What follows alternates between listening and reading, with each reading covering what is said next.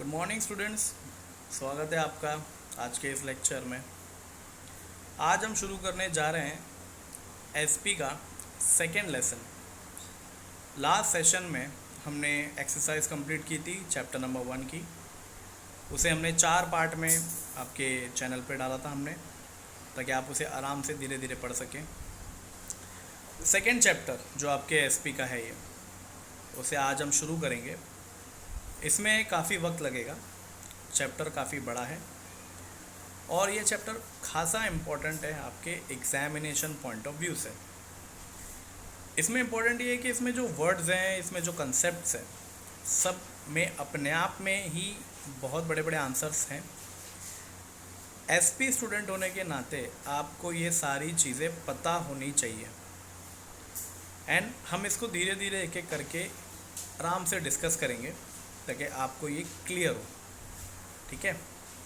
और हाँ, जो पहला चैप्टर था उसमें खाली हमें इंट्रोडक्शन मिला, कॉर्पोरेट फाइनेंस क्यों चाहिए, कहाँ से आएगा एंड लाइक उसकी रिक्वायरमेंट्स क्या है, उसके कंसेप्ट वहाँ पर थोड़े से बताया था। बट इस चैप्टर में आपको जो रियल सेक्रेटेरियल प्रैक्टिस जो है वो आपको सीखने को मिलेगी। जिस ऑब्जेक्टिव से आपने इस सब्जेक्ट को सिलेक्ट किया है उसका आपको प्रॉपर रीज़न मिलेगा। सो इसके पहले मैं टॉपिक जो है ऊपर मैं उसको डिस्कस कर लेता हूँ एक बार। पहला आता है, देखिए, sources of own capital. Word to word meaning देखेंगे। सबसे पहला ओन कैपिटल। ओन का मतलब क्या होता है? जो खुद से हम अरेंज करते हैं, ठीक है। सेल्फ सेल्फ है। रिटेन्ड अर्निंग को मैं क्या कह सकता हूँ? जो हमने बचा के रखा है, बचा के जो रखा है, fine.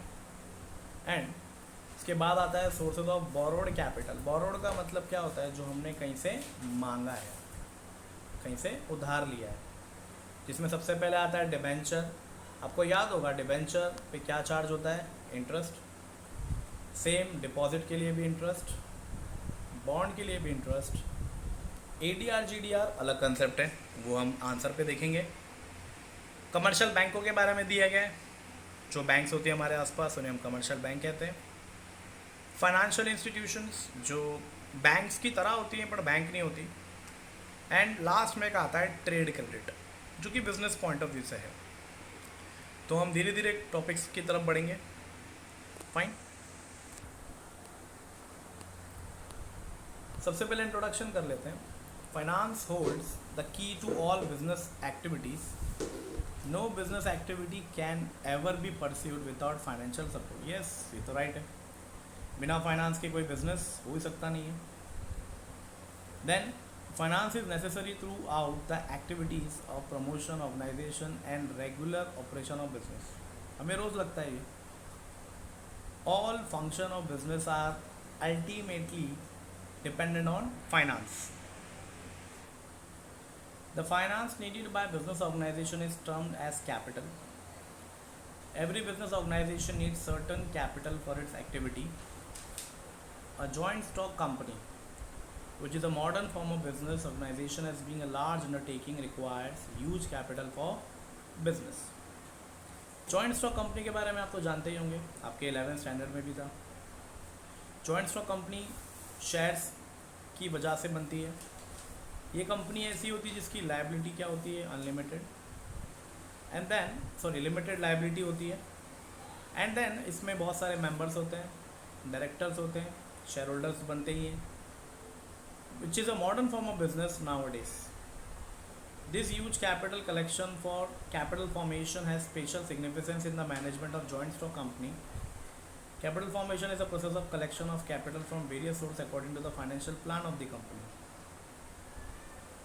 Joint stock company collects huge fund from different sources. अब देखो, joint stock company को बनने के लिए काफ़ी पैसा लगता है। सोर्स कहाँ से होगा पैसे आने का? तो उनके पास बहुत सी प्रकार के सोर्सेज हैं। और फाइनेंस अवेलेबल टू बिजनेस में भी explain with the following chart. अब इस चार्ट को हम देखते हैं। सबसे पहले बोला है own, as I said, self। और दूसरा जो बोला है बोरोड, जो कि हमने उधार मांग के लिया है। ओन कैपिटल में दो हिस्सों में डिवाइड किया गया है, शेयर्स और एक आता है रिटेन अर्निंग। अब याद रखिएगा एक मंत्र है, अगर कोई आपसे पूछे कितने टाइप के शेयर्स होते हैं तो आपका जवाब होगा दो टाइप के। कौन कौन सा? पहला इक्विटी शेयर, दूसरा प्रेफरेंस शेयर्स। और बोरोड की तरफ हम जाके देखें तो debenture, public deposits, bond, ADR, GDR, bank, financial institution, trade credit, इन सबके पीछे उधार लगता है, दैट इज इंटरेस्ट चार्ज होता है। And the above source of finance में भी एक्सटर्नल और इंटरनल। अब ये ऐसा है कि आप कुछ पैसे शायद बाहर से भी ले सकते हो, कुछ पैसे अंदर के अपने लोगों से, अपने पहचान वालों से, अपने फ्रेंड, अपने रिलेटिव्स, इनसे भी करवा सकते हो। फाइन। एक्सटर्नल सोर्स का मतलब क्या होता है? जब कैपिटल बाहर वाले से मंगाया, एक्सटर्नल बाहर से आ गया ना। और इंटरनल सोर्स हम क्या बोलेंगे? जिसके अंदर हमने कैपिटल अपने विद इन द ऑर्गेनाइजेशन किया, खुद के लिए, मतलब बाहर से मांगने की ज़रूरत नहीं पड़ी। आगे प्रोसीड करते हैं। Sources of own capital. The capital raise by company with the help of owner, share holder is known as the own capital और ओनरशिप कैपिटल। याद रखिएगा, जब कोई कंपनी में शेयर खरीदता है तो वो तीनों बन जाता है, ओनर, शेयर होल्डर, मेंबर, तीनों। बेसिकली हम इसको तीनों कह सकते हैं। और जो पैसा आया इनकी तरफ से वो बन जाता है मेरा own capital. The share holder purchase share if the company supply and supply necessary capital, it is one of the own capital. Suppose मान लीजिए कि मुझे एक बिजनेस शुरू करना है, एक कंपनी शुरू करनी है। अब मैं बैंक के पास जाऊंगा तो मेरे पास गिरवी रखने के लिए कुछ है तो नहीं। तो अब मैंने एक आइडिया लगाया, ये जॉइंट स्टॉक कंपनी वाला। मैंने लोगों को बुलाया, मैंने कहा कि मैं आपको अगर ओनर बना दूँ इस कंपनी का, आप मुझे पैसे दीजिए, मैं बदले में आपको इस कंपनी के शेयर्स देता हूँ, शेयर होल्डर बना देता हूँ। अब लोग कहेंगे कि अगर हम आपको पैसा देते हैं तो हमें फ़ायदा क्या है? तो मैं उनसे कहता हूँ कि जो भी मैं प्रॉफिट कमाऊँगा मैं आपको इसके बदले में डिविडेंड दूँगा। तो लोग कहेंगे कि अगर ऐसी बात है तो हमको तो पैसे जमा करने पे बाहर से इंटरेस्ट मिल ही जाता है। तो मैं कहूँगी इंटरेस्ट जो है वो फिक्स मिलता है आपको, और मेरा जो डिविडेंड होगा वो नॉट फिक्स होगा। मीन्स मैं आपको 0% भी दे सकता हूँ, मैं आपको 10% भी दे सकता हूँ, मैं आपको 15% भी दे सकता हूँ, मैं आपको 50% भी दे सकता हूँ, मैं आपको 100% भी दे सकता हूँ। एंड इवन दो जो भी डिसीजन लेना होगा वो आप लोग हैं, तभी तो कहा share holder are the owner of the company. पैसे उनके तो डिसीजन भी उनका। और जो मैं रहूँगा, जो कंपनी बना रहा हूँ, मैं कठपुतली की तरह कंपनी को चलाऊँगा। Another form of own capital is retain earning, खुद का कमाया हुआ, रिटेन अर्निंग इसको हम कह सकते हैं। It is also known as a ploughing back of profit, अपने प्रॉफिट से बचाया हुआ, फ्लोइंग बैक। ये नेम द फॉलोइंग में पूछता है। It is a re investment of profit of the business by company itself. जब कभी प्रॉफिट होता है तो खुद के पैसे को ये लोग क्या कर देते हैं? री इन्वेस्ट कर देते हैं। Retain earning is an internal source of finance, इसको हमने इंटरनल सोर्स में गिना है। Own capital is regarded as a permanent capital, permanent है ना, खुद का है, हमेशा रहेगा मेरे पास। As return only in the time of winding up. Winding up का मतलब क्या होता है? कंपनी बंद होना। Own capital as a form of share capital provides initial sources of capital for a new company. It can be raised anytime later to satisfy additional capital needs of the company. However, retained earning cannot be initial source of capital, but it can be important source of capital when company runs its business profitably during the existence. हम सिर्फ internal finance से अपना काम नहीं चला सकते, हमें और भी चाहिए ना। Next, promoter decide the share capital required by the company. कौन डिसाइड करेगा कितने पैसे लगेंगे? तो आते हैं प्रमोटर। प्रमोटर का मतलब क्या होता है? प्रमोटर का मतलब होता है जिन्होंने कंपनी की शुरुआत करी।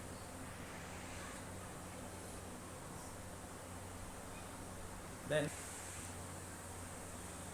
Late us learn in the detail the various sources of own capital. And उसके ऊपर रह गया capital clause of memorandum of association. तो इसको क्लियर कर लेते हैं। What do mean memorandum of association? Memorandum of association क्या होता है? कंपनी का डॉक्यूमेंट होता है ना। और डॉक्यूमेंट में कंपनी के क्या लिखे होते हैं? रूल्स एंड रेगुलेशन, साथ साथ में एम्स एंड ऑब्जेक्टिव। दो तरीके के डॉक्यूमेंट होते हैं। एक होता है आर्टिकल ऑफ एसोसिएशन, एक होता है मेमोरेंडम ऑफ एसोसिएशन। मेमोरेंडम में हम लिखते हैं एम्स एंड ऑब्जेक्टिव, आर्टिकल्स में हम लिखते हैं रूल्स एंड रेगुलेशन। ये जो डॉक्यूमेंट्स होते हैं ये बनाने किसको पड़ते हैं? प्रमोटर को। और जाके कहाँ सबमिट करने पड़ते हैं? आरओसी में। जब आरओसी में ये चीज़ें सबमिट होती है तब जाके हमें क्या मिलता है? कंपनी को certificate of incorporation and certificate of commencement of business. इतना कुछ होगा तब जाकर ही काम चलेगा। चलिए हमारा पहला टॉपिक शेयर्स, इसको देखते हैं। The term share is defined by section 2 subsection 84 of the companies act 13। Share means a share in the share capital of the company and includes stock। Share capital का एक छोटा सा हिस्सा जिसे हम क्या कह सकते हैं? Shares. Share is a unit by which the share capital is divided. The total capital of the company is divided into small parts and each part is called as a share. और हर एक की अपनी अपनी value होती है। Suppose मान लीजिए मैंने 100 शेयर्स बेचने को रखे, एक शेयर का भाव है 100 रुपया, कोई आगे 10 खरीदता है, फाइन, तो 10 शेयर के हिसाब से वो मुझे 1000 रुपये देगा जाएगा, तो 1000 रुपये की उसकी ओनरशिप हो गई। ऐसे करते करते अगर मेरे पूरे शेयर्स बिक गए तो डेफिनेटली मुझे एक अमाउंट तैयार हो गया। देखते हैं इसका फीचर्स। आपका आंसर है वैसे भी ये इम्पोर्टेंट आंसर।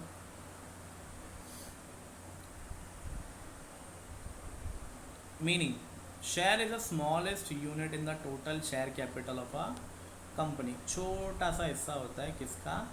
शेयर कैपिटल का। अब जैसे मान लीजिए हम किसी की बर्थडे पार्टी में मिलके केक लेके आते हैं, फाइन। अब सब दोस्तों ने मिलके अपने अपने जेब से पैसे लगाए और केक लेकर आ गए।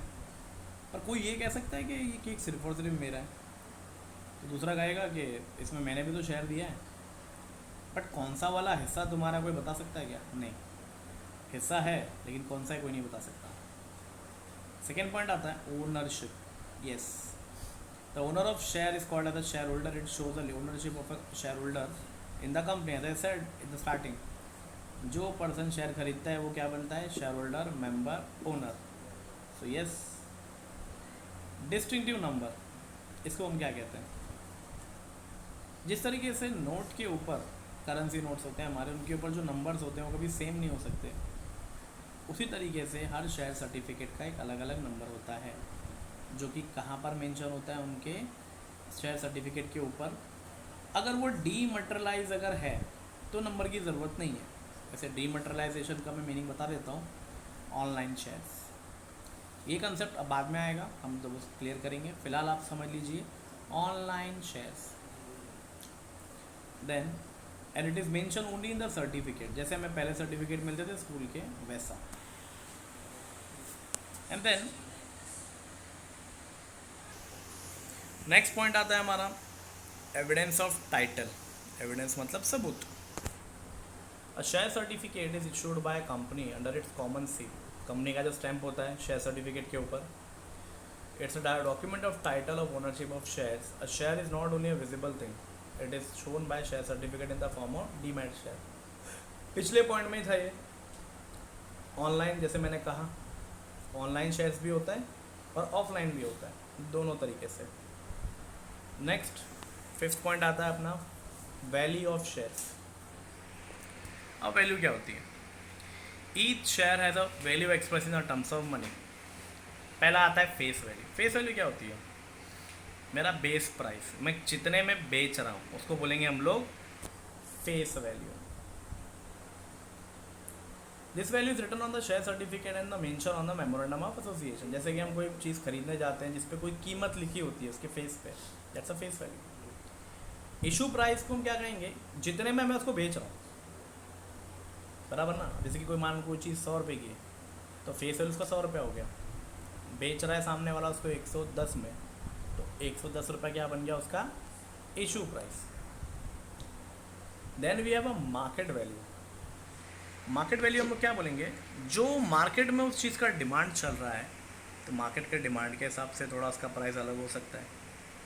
जैसे कि मान लीजिए 100 रुपये का शेयर्स था, तो कंपनी ने थोड़ा अच्छा परफॉर्म किया तो उसके शेयर्स के प्राइस बढ़ गए 120 रुपये, मतलब 20 रुपये बेनिफिट हुआ। अब बेचना चाहो तो मैं इसको 120 में बेच सकता, पर मार्केट में अगर मान लो उसका भाव 150 के ऊपर चला गया तो वो क्या बन गया, उसका मार्केट वैल्यू। और ये टोटली किस पर डिपेंड करता है, हमारे डिमांड और सप्लाई के ऊपर, डिमांड और सप्लाई पे। नेक्स्ट पॉइंट क्या कहता है, राइट्स। मेरे क्या क्या हक है अगर मैं ये शेयर्स खरीदता हूँ तो। A share who confers certain rights on its holder such as right to receive dividend. मैंने कहा ना, शेयर्स के पीछे क्या मिलता है, dividend. Right and to inspect statutory books, right to attend share holders meeting and right to vote at such meetings etcetera. So आज याद रखिएगा, कंपनी में मीटिंग में आना और कंपनी की मीटिंग में आके वोट डालने का राइट सिर्फ और सिर्फ किसको होता है, इक्विटी शेयर होल्डर को होता है। किसको होता है, equity share holder. Income, next point, a share holder is entitled to get a share in the net profit of the company and it is called as a dividend. As I said at the starting of the video, जैसे ही share holders लोगों ने अपने company में CRN देख लिया, balance sheet तैयार हो गई, तो वो किस चीज़ का वेट करेंगे, एनुअल जनरल मीटिंग में उनको क्या मिलने वाला है, उनका डिविडेंड। फाइन, जो किस पर डिपेंड करता है, कंपनी के प्रॉफिट पे। नेक्स्ट बात आती है ट्रांसफरेबिलिटी, अपने शेयर्स को किसी और को बेचना। The share of a public limited company are freely transferable in the manner provided in the article of association. बेच सकते हैं इसके रूल्स एंड रेगुलेशन के मुताबिक। अगर कंपनी में लिखा गया है कि शेयर्स बाहर बेचे नहीं जाएंगे किसी और को, तो नहीं बेचे जाएंगे। अगर कहा गया है कि हाँ बेच सकते हैं तो बेच पाएंगे। फाइन, जो होगा इसके रूल्स एंड रेगुलेशन में लिखा होगा। पब्लिक कंपनी में मैं बेच सकता हूँ, प्राइवेट में मुझे वहीं के लोगों को बेचना पड़ेगा। अब kinds of share, as I said ना स्टार्टिंग में, कितने टाइप के शेयर होते हैं, 2 याद रखना है, 2, इक्विटी शेयर और प्रेफरेंस शेयर्स, 2 मेरे शेयर्स हैं। नेक्स्ट, अब शेयर्स की बात आती है तो शेयर्स में उसको 2 डिवाइड होने के बाद और भी उसको डिवाइड किया गया है। एक आता है equity shares with voting right, जिसमें वोटिंग राइट होती है। एक होती है जिसमें डिफरेंशियल वोटिंग राइट, मतलब थोड़ा अलग है। दिस वन, कुछ अलग कंडीशंस हैं। जैसे कि ऐसा हो सकता है कि पहले वाले में बोला है कि 1 शेयर तो 1 वोट, 100 शेयर तो 100 वोट। पर दूसरे कंसेप्ट में बोला गया है 1 शेयर हो या 100 हो, वोट आप एक ही डालोगे। नेक्स्ट, प्रेफरेंस में देख लेते हैं क्या कहा गया है, cumulative preference shares. Cumulative preference shares का मतलब क्या होता है, ये एक आंसर है, हमें आगे मिलेगा। ये सबकी मीनिंग जो है 8 टाइप्स के, तो इसे आंसर में हम कवर करेंगे। फिलहाल आपको ये क्लिक नहीं हो पाएगा, सो आंसर के टाइम इसे देखेंगे। पहला देख लेते हैं इक्विटी शेयर्स क्या कहता है। Equity shares are also known as in ordinary shares. तो ऑर्डिनरी हम क्यों कह रहे हैं, आसानी से मिल जाता है, सस्ते में सस्ता। The companies act defines equity share are those share which are not preference share. जो प्रेफरेंस शेयर नहीं है वो क्या है, ऑटोमेटिकली इक्विटी। और जो प्रेफरेंस शेयर्स है वो क्या नहीं होगा, equity. So simple. The above definition reveal that the equity shares do not enjoy preference for dividend.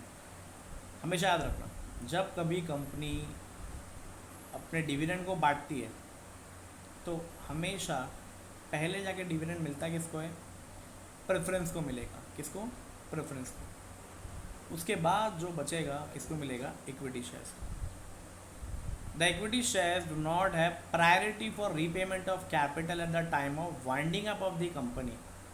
जब कभी कल को कंपनी अगर बंद भी होती है तो बंद होने के टाइम पर भी जो हिसाब किताब होगा तो उसमें भी पहले कौन जाएगा, प्रेफरेंस। बचेगा तो कौन जाएगा लास्ट में, इक्विटी। तो आप ऐसा मान लीजिए जब कहीं पैसा बटेगा सबसे लास्ट में नंबर किसका लगेगा, इक्विटी का। Then equity shares are fundamental source of financing business activity. Equity share holder own the company and bear the ultimate risk associated with the ownership.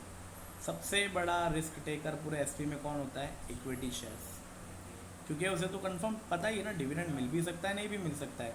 कोई भरोसा नहीं है, स्टिल वो कंपनी के अंदर अपने पैसे लगाता है। रीज़न उसका यही है, गैम्बलिंग करना, कि अगर मुझे अच्छा डिविडेंड मिला तो मैं बहुत ज़्यादा डिविडेंड लेके जाऊँगा, अगर नहीं मिला तो नहीं मिला। अब देखिए अलग अलग किस्म के लोग होते हैं, कुछ लोग रिस्क लेना पसंद करते हैं, कुछ लोग नहीं करते। जो रिस्क ले लेता है डिपेंड्स, वो इक्विटी खरीद लेता है, और जो सेफ खेलना पसंद करता है वो प्रेफरेंस की तरफ जाएगा। चॉइस अपनी अपनी होती है। कंपनी वाले ज़्यादा किसको पसंद करते हैं? इक्विटी शेयर्स वालों को, बिकॉज उनका हेडेक नहीं होता, उनको रीपेमेंट करने का टेंशन नहीं होता है ना। तो जैसा भी होगा, जो भी होगा, वो मैनेज कर लेते हैं।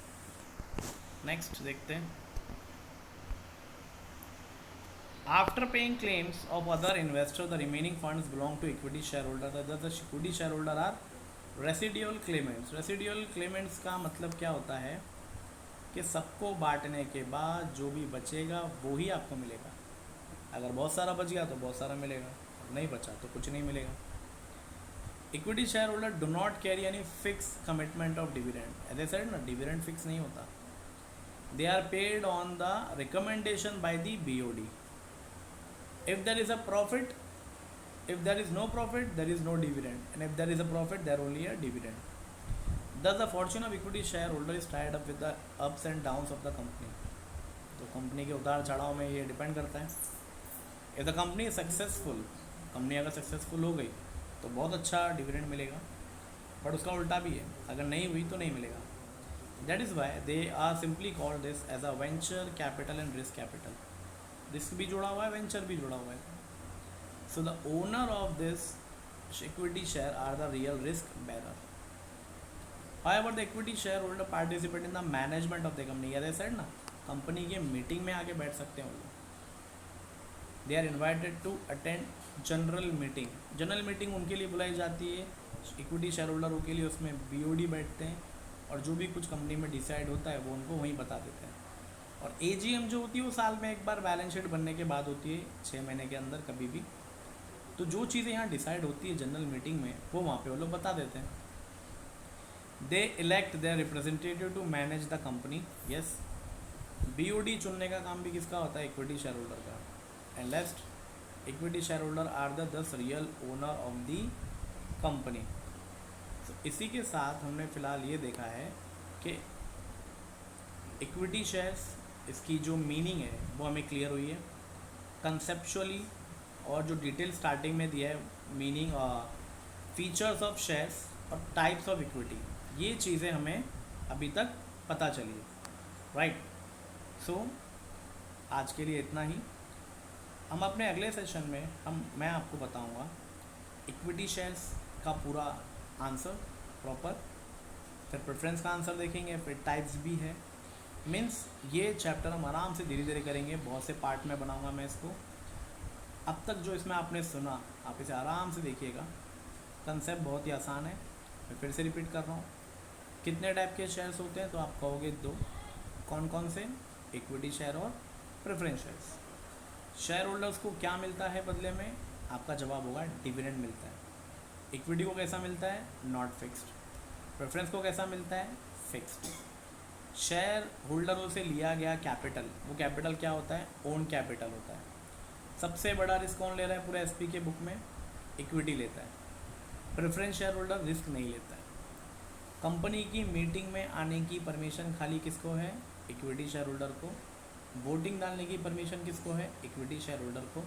हाँ, वोटिंग दूसरे लोग भी डाल सकते हैं, लेकिन उनका मैटर अगर अलग उनके पर्सनल होगा तो, बट कंपनी के फैसले में उनको नहीं बुलाया जाता। रीज़न सिंपल है, जिसका पैसा उसकी बात सुनेंगे।